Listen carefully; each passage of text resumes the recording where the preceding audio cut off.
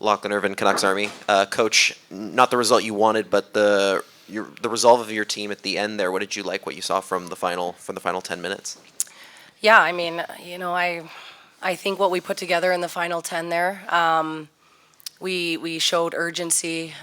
We put pucks to the net.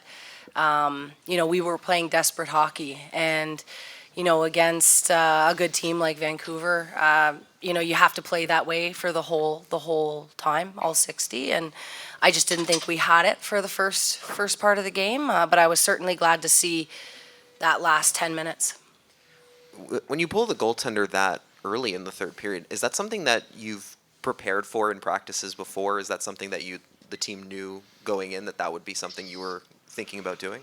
No, I mean, we told them, I think maybe it was one of the TV timeouts that we had that we were going to pull, and it was going to be early. And, it was done against us early on, and it worked. And I thought, well, it's 4-0. Like, let's try to get a push here. Let's try to shake something up. We had tried to shake up some of the lines.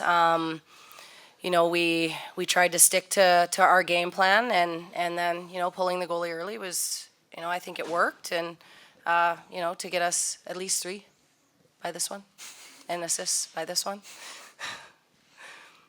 Gemma Christian-Smith, the Canadian Press. Hayley, I see you nodding when Coach talks about pulling the goalie early and how it's been done to you guys before. What's your response as a player on the ice when you see that kind of aggressive move from Coach? Excuse me. I think it was great for us to work on that. Like, we've had a lot of 5-on-6, so to have the 6-on-5 opportunity, I think was huge for our team. And I think it kind of led to us playing a little more desperate, a little more aggressive, and clearly it helped.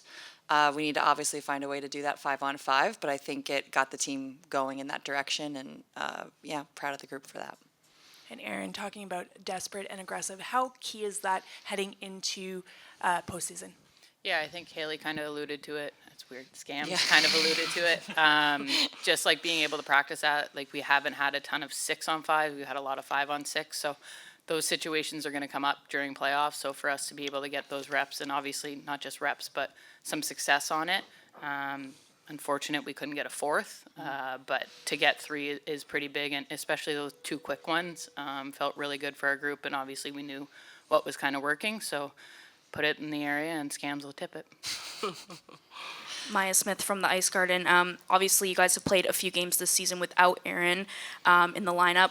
What does it do for your team to have somebody who is just such a great shot from the point, kind of manager of that movement around the zone, to have her back in the lineup?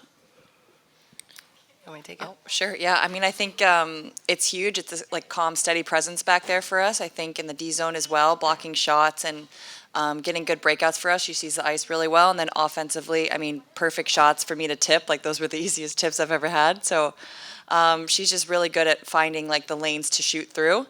And we obviously missed her leadership and her presence. Kaya Antic, the Hockey News.